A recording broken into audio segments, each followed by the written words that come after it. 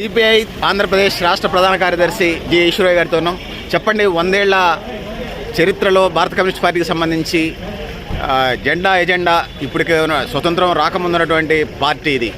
ఆనాడు ప్రజల సమస్యలు, ఈనాడు ప్రజల సమస్యలు తేడా ఏమైనా అనిపించిందా? సుదీర్ఘకాలంగా విద్యార్థి యువజన పార్టీ బాధ్యతల్లో సుదీర్ఘకాలం పనిచేసినటువంటి మీరు ఏమనిపించింది మీకు ఈ 100 సంవత్సరాల దీనిలో? ప్రజల సమస్యలు మారినాయా? పార్టీ విధి విధానాలు ఏమన్నా ఈ 100 సంవత్సరాల వేదిక నుంచి ఏమైనా ఇంకా ఎజెండా మారే అవకాశం ఉందంటారా? మారుతున్నటువంటి కాలానికి అనుగుణంగా ప్రజా సమస్యల్లో కూడా మార్పు వచ్చింది. ఒకనాడు దున్నేవాడికే భూమి కావాలనేటువంటి డిమాండ్ చాలా పాపులర్గా డిమాండ్. అది ఆ రోజు భూ సంస్కరణల చట్టం అమలు అయిన తర్వాత పెద్ద ఎత్తున భూదోపిడీకి వ్యతిరేకంగా భారత కమ్యూనిస్ట్ పార్టీ పోరాటం చేసింది. ఈరోజు అలాంటి నినాదాల్లో కూడా మార్పు రావాల్సినటువంటి అవసరం చాలా ఉన్నటువంటిది. అదేవిధంగా దేశ సామాజిక, ఆర్థిక, రాజకీయ, సాంఘిక పరిస్థితుల్లో కూడా అనేక మార్పులు సంభవించినటువంటి నేపథ్యంలో మారుతున్న కాలానికి అనుగుణంగా పోరాట మార్గాలను కూడా మార్చుకోవాల్సినటువంటి అవసరం చాలా పెద్ద ఎత్తున ఉన్నటువంటి దాన్ని భారత కమ్యూనిస్ట్ పార్టీ గుర్తిస్తూ ఉంది.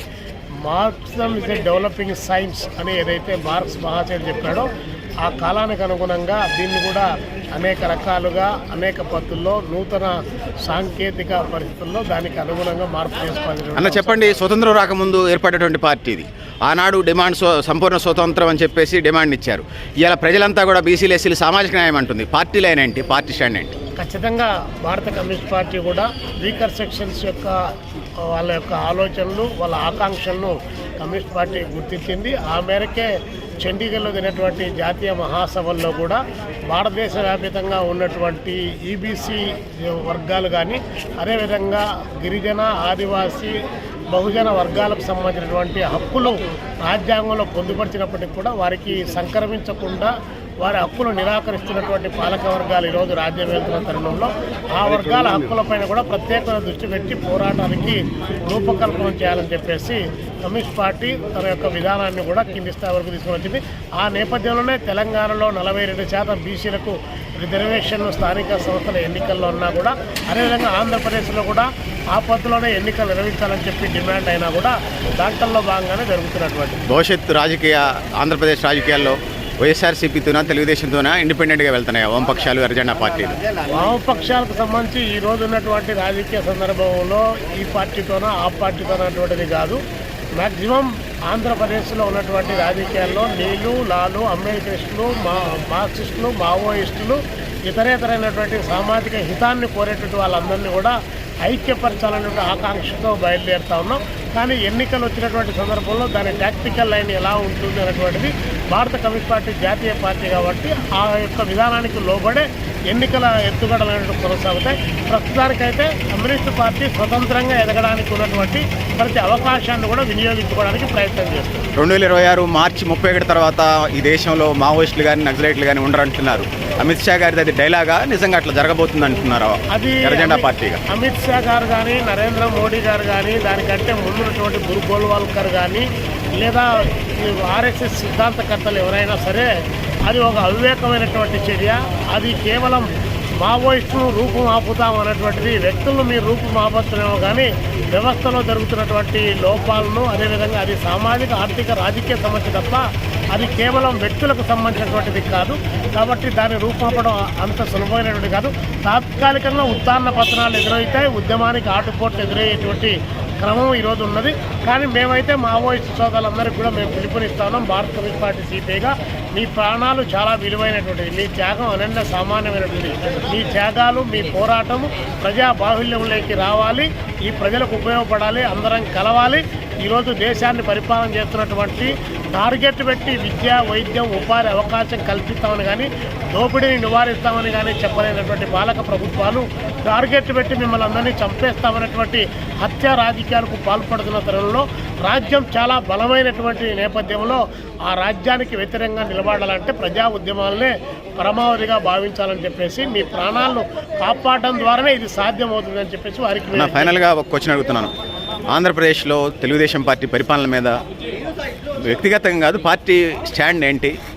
దాంతో ఫ్రెండ్షిప్పా లేకపోతే ప్రజా పోరాటాలా, ఎటువైపు నిర్ణయం తీసుకుంటారు? ఆంధ్రప్రదేశ్లో తెలుగుదేశం పార్టీ పరిపాలన కొనసాగుతోందని చెప్పేసి సిపిఐ పార్టీగా ఉన్నటువంటి నాయకత్వం ఎవరైనా అనుకుంటే అది అంతకంటే అవివేకమైనది మరొకటి లేదు. ఎందుకంటే చంద్రబాబు నాయుడు గారు కూటమిలో అంతర్భాగంగా పరిపాలన చేస్తూ ఉన్నాడు తప్ప ఆయన బీజేపీతో కలిసిన తర్వాత ఆయనతో సయోధ్య అనేటువంటిది సరైనది కాదు. పైగా సయోధ్య వ్యతిరేకత అనేటువంటిది కాదు, ప్రజా వ్యతిరేకత అన్నదాన్ని చంద్రబాబు నాయుడు గారు కూడగట్టుకుంటా ఉన్నారు. ఇప్పటికే పీపీపీ అనేటువంటి సిస్టంతో మెడికల్ కాలేజీలు ప్రభుత్వ రంగంలో వచ్చినటువంటి ప్రైవేటు పరం చేయడం కానీ, ప్రైవేటు వ్యక్తులకు అప్పగించడం కానీ, అదేవిధంగా భూములకు సంబంధించి రియల్ ఎస్టేట్ కార్పొరేట్ వ్యక్తులను శక్తులను ఆహ్వానించి వందల వేల ఎకరాల వారికి కట్టబెట్టడంలో కానీ, ఆయన ఇచ్చినటువంటి వాగ్దానాలు అమలు చేయడంలో కానీ వైఫల్యం చెందుతుంది. 2 సెంట్లు 3 సెంట్లు ఇంటి స్థలాలు ఇస్తామని చెప్పేసి ఇంతవరకు కానటువంటిది. కాబట్టి పప్పులు బెల్లాలు ఒకవైపున పెడుతూ సంపద సృష్టిస్తానని చెప్పి వాగ్దానం చేసి 2,70,000 కోట్ల పైచలకు అప్పులు చేసి ప్రజలపైన పన్నుల భారాన్ని మోపుతూ ఉంటే ప్రజల్లో వ్యతిరేకత రాక మరేమవుతుంది? ఉద్యోగాలు లేవు, ఉపాధి కల్పన లేదు, నూతన పరిశ్రమల ఆవిష్కరణ లేదు. ఏడాదికి దాదాపు 4 లక్షల ఉద్యోగాలు, 5 సంవత్సరాలు 20 లక్షల ఉద్యోగాల కల్పన అన్నారు. 2 సంవత్సరాలు పూర్తయింది. ఏ ప్రాజెక్టు నిర్మాణం చేపట్టావు, ఏ పరిశ్రమను ఏర్పాటు చేశావు, ఏ పరిశ్రమ ద్వారా ఎన్ని ఉద్యోగాలు ఇచ్చాయని చెప్పేసి ఈరోజు నిరుద్యోగ యువత అడుగుతూ ఉంది. కానీ రోజు ఒకటి ప్రెస్సుల్లో పెట్టుకొని అవి పారిశ్రామిక సమ్మెట్లు పెట్టావు, 13 లక్షల కోట్లు వచ్చింది, 20 లక్షల కోట్లు వచ్చింది, ఈ కంపెనీ 50 లక్షల కోట్లు ఇచ్చిందని కేవలం ఒట్టి డెమగాకు ప్రచారం తప్ప గతంలో 2014 నుంచి 2019 వరకు 3 సమ్మెట్లు జరిగాయి. దాని తర్వాత జగన్మోహన్ రెడ్డి గారి పీరియడ్లో 3 సమ్మెట్లు జరిగాయి. ఇప్పుడు చంద్రబాబు నాయుడు గారు వచ్చిన తర్వాత కూడా మళ్ళీ సమ్మెట్ జరిగాయి. మళ్ళీ ఇంకా 2 సమ్మెట్లు జరుగుతాయి. ఇప్పుడు 60 లక్షల కోట్లు వచ్చినాయని చెప్పేసి ప్రకటించారు. ఈ 60 లక్షల కోట్లు ఎక్కడికి పోయాయి? ఏ ప్రాంతంలో ఏ పరిశ్రమలు నెలకొల్పారు? కాకినాడ షెడ్యూల్లో ఏమన్నా కొత్త పరిశ్రమలు వచ్చాయా? రామాయంపట్నం పోర్ట్ వచ్చిందా? కడప స్టీల్ ప్లాంట్ పూర్తయిందా? నీటిపారుదల ప్రాజెక్టులు ఏమైనా పూర్తయ్యాయా? లేకపోతే పోలవరం ప్రాజెక్టు జాతీయ ప్రాజెక్టుగా దాన్ని ప్రకటించిన తర్వాత 2014 రాష్ట్ర విభజన హక్కు చట్టంలో చేస్తే ఇప్పటికి 12 సంవత్సరాలు అయితే అంటే అతి గతి లేనటువంటి పద్ధతుల్లో దాని ఎత్తు తగ్గించి దాన్ని నీటిపారుదల ప్రాజెక్టుగా, బహుళార్థక సాధన ప్రాజెక్టుగా, అది జాతీయ ప్రాజెక్టుగా ఉండాల్సిన దాన్ని ఎత్తు తగ్గించడం ద్వారా రాష్ట్ర ప్రజానికానికి మోసం చేస్తున్నటువంటిది. అదేవిధంగా అమరావతి పెద్ద ఎత్తున నిర్మాణం చేపడుతున్నామని చెప్పేసి 53,000 ఎకరాలు గతంలో తీసుకున్నాడు. ఇప్పుడు మళ్ళీ మరొక 44,000 ఎకరాలు అంటే 1,00,000 ఎకరాలు భూములు తీసుకొని రైతుల దగ్గర నుంచి ఇప్పుడే అయితే తక్కువ రేట్లు వస్తాయి కాబట్టి కొనుగోలు చేసి రేపొద్దున రియల్ ఎస్టేట్ వ్యాపారం చేస్తూ ఉంటారు. ముక్కారు పంటలు పండేటువంటి, బంగారు పండించగలిగినటువంటి నల్లరేగడి భూములను 1,00,000 ఎకరాలు తీసుకొని రాజధాని నిర్మాణం, ఒక ఇంద్రప్రస్థాన్ని నిర్మాణం చేపట్టి ఆ ఇంద్రలోకానికి రాదు అక్కడ కూర్చోవాలనేటువంటి తాపత్రయం తప్ప అది కూడా అప్పులు చేసి ప్రపంచ బ్యాంకు దగ్గర నుంచి ఇప్పటికే 15,000 కోట్లు, ఏషియన్ డెవలప్మెంట్ బ్యాంక్ దగ్గర నుంచి మరో 15,000 కోట్లు, ఇంకొక జర్మనీ కంపెనీ నుంచి మరొక 10,000 కోట్లు, మొత్తం 38,000 కోట్ల రూపాయలు ఇప్పుడు రాజధాని నిర్మాణం పెడుతూ అప్పు తీసుకొని వచ్చారు. అప్పు తీసుకొని వచ్చి పప్పులు బెల్లాలు పెడితే అవి తిన్న తర్వాత ప్రజలే తీర్చాలన్నటువంటిది ప్రజలకు ఈ పాటికి అర్థమైంది. ఈ యొక్క టీడీపీ గవర్నమెంటు, టీడీపీ ఎంపీల యొక్క భుజ స్కంధాలపైన ఈరోజు కేంద్ర ప్రభుత్వం అక్కడ అధికారంలో ఉంది. కానీ కేంద్ర ప్రభుత్వాన్ని ఏమాత్రం కూడా బెదిరించగలిగిన స్థితిలో కానీ, అడుక్కోగలిగిన స్థితిలో కానీ ఏమాత్రం చంద్రబాబు నాయుడు గారు అంటున్నాడు. డబుల్ ఇంజిన్ సర్కార్, కేంద్రంలో బీజేపీ, రాష్ట్రంలో తెలుగుదేశం, డబుల్ ఇంజిన్ సర్కార్ 29 రాష్ట్రాల్లో అత్యధిక నిధులు తీసుకొస్తున్నటువంటి ప్రభుత్వం ఏదైనా ఉంటే భారతదేశంలో ఆంధ్రప్రదేశ్లో ఉన్నటువంటి తెలుగుదేశం ప్రభుత్వం తప్ప, డబుల్ ఇంజిన్ సర్కారు తప్ప మరొకటి కాదంటున్నారు. దీని మీద స్పందించండి. డబుల్ ఇంజన్ సర్కారే రాష్ట్రంలో మేమేం చెప్పడం లేదు. డబుల్ ఇంజన్ సర్కారు బుల్డోజర్ సర్కార్ అని మేము కూడా చెప్తున్నాం. మీది డబుల్ ఇంజన్ సర్కార్ అయితే మరి కేంద్రంలో ఉన్నటువంటిది బీజేపీ గవర్నమెంటు, డబుల్ ఇంజన్ సర్కారు. ఈ రాష్ట్రంలో ఉన్నటువంటిది డబుల్ ఇంజన్, త్రిబుల్ ఇంజన్ సర్కారు జనసేనతో కలిపి. అదేవిధంగా పక్కన ఒరిస్సాలో ఉన్నటువంటిది కూడా బీజేపీ గవర్నమెంటే. మరి 40 సంవత్సరాల కాలంగా అక్కడ ఉన్నటువంటి నాగావళి, వంశధార, రబ్బర్ డ్యాములకు సంబంధించి ఒరిస్సాకు, ఆంధ్రప్రదేశ్కు నీటి తగువులు ఉంటే మరి డబుల్ ఇంజన్ సర్కారులో దాన్ని పరిష్కరించి అక్కడ ఉత్తరాంధ్ర ప్రాంతంలో నీటిని పారించడానికి కావాల్సిన ప్రయత్నం ఎందుకు చేయడం లేదని చెప్పి అడుగుతున్నాం. ఈ డబుల్ ఇంజన్ సర్కారు ఉంటే మరి ఇన్సెంటివ్స్ తీసుకొని వచ్చి రాష్ట్ర రాజధాని నిర్మాణానికి అప్పులు కాకుండా, ప్రపంచ బ్యాంకు దగ్గర నుంచి అప్పులు చేయకుండా ఎక్కడైనా కూడా నిధులు ఫ్రీగా తీసుకొని వచ్చినటువంటి స్థితి ఏమైనా ఉందా? పోనీ రైల్వే లైన్లకు సంబంధించి ఏమైనా తీసుకొని వచ్చావా? విభజన హక్కు చట్టంలో 13th షెడ్యూల్లో మీరు ప్రకటించినటువంటి దాంట్లో ఉన్నటువంటి ఏ ఒక్కదాన్నైనా కూడా ఎయిమ్స్ కానీ లేకపోతే మెడికల్ కాలేజెస్ కానీ లేదా స్టీల్ ప్లాంట్ కానీ రామాయపట్నం పోర్టు కానీ అదేవిధంగా వివిధ ప్రాంతాలకు సంబంధించినటువంటి అభివృద్ధి కార్యక్రమాలకు సంబంధించి ఎక్కడైనా మీకు పేరుకు డబుల్ ఇంజన్ సర్కారే తప్ప అప్పులు తీసుకొని వస్తూ ఉన్నారు. అప్పులు తీసుకొని వచ్చి ప్రజలపైన పనులు వేస్తున్నారు. ఈ అధికారంలోకి రాకముందు ఇదే చంద్రబాబు నాయుడు గారు, ఇదే లోకేష్ నాయుడు గారు, ఇదే పవన్ కళ్యాణ్ నాయుడు గారు 3 రకాలుగా 3 మాటలు మాట్లాడారు. మేము అధికారంలోకి వస్తే విద్యుత్ ఛార్జీలు పెంచమని చెప్పారు. ఇప్పటికీ ట్రూ ఆఫ్ ఛార్జీల పేరుతో 12,746 కోట్ల రూపాయలు ప్రజలపైన వడ్డిచ్చారు. రేపు మార్చి దాటిన తర్వాత రాత్రి 9 గంటల తర్వాత ఫ్యాన్ తిరిగేదాన్ని బట్టి, ఏసీ ఆడేదాన్ని బట్టి గంటకు నిమిషానికి ప్రజలపైన పన్నులు వేయడానికి ప్రణాళికలు సిద్ధం చేశారు. పెంచేది బారెడంతైతే తగ్గించేది ₹90 తగ్గించామని చెప్పి నంగనాచి మాటలు మాట్లాడడం తప్ప పేపర్లు ఉన్నాయి, టీవీలు ఉన్నాయి.